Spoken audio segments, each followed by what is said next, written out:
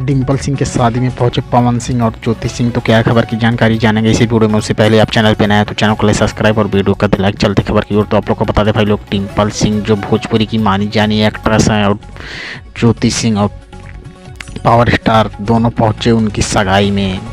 तो आप लोग को बता दें अभी इनका था लखनऊ में इनकी गोद भराई, मतलब ये लड़का और लड़की देखे जाते हैं बिहार और यूपी में।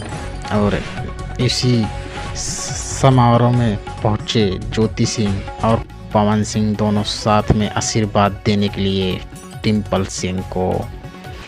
इस कार्यक्रम को देखकर सब हो गए हैरान, क्योंकि तलाक मामले को लेकर मनमुटाव चल रहा था दोनों के बीच में।